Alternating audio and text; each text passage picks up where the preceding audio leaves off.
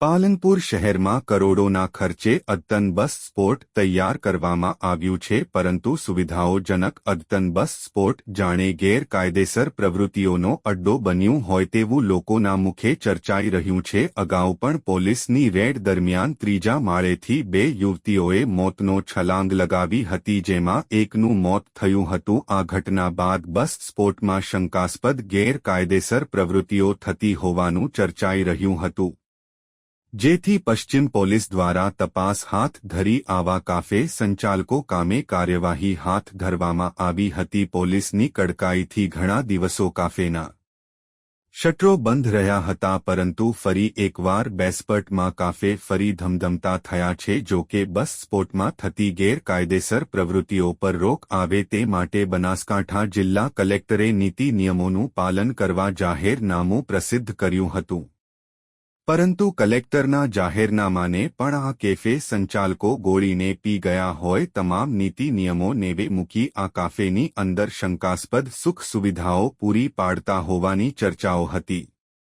જો કે પશ્ચિમ પોલીસ દ્વારા તપાસ કરતા કેફે સંચાલક દ્વારા ગેરકાયદેસર પ્રવૃત્તિઓ માટે નીતિ નિયમો વિરુદ્ધ સુવિધાઓ કાફેની અંદર પૂરી પડાતી હોવાનું તપાસમાં સામે આવ્યું છે, જે બાદ પશ્ચિમ પોલીસે સીસીટીવી કેમેરાના હોવાને કારણે તેમજ નીતિ નિયમો વિરુદ્ધ સુવિધાઓ પૂરી પાડવા બદલ આ કેફે સંચાલક સામે ફરિયાદ દાખલ કરી છે। પરંતુ હજુ પણ એવા ઘણા કેફે સંચાલકો છે જે નીતિ નિયમોને નેવે મૂકી ગેરકાયદેસર પ્રવૃત્તિઓ કરી રહ્યા છે।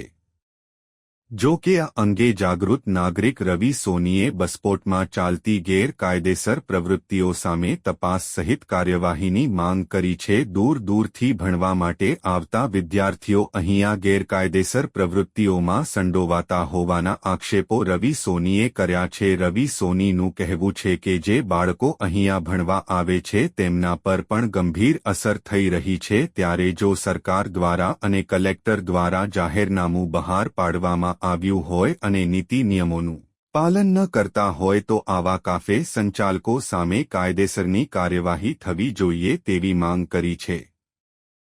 અહેવાલ રિપોર્ટ ભરત ઠક્કર, ડીસા, બનાસકાંઠા।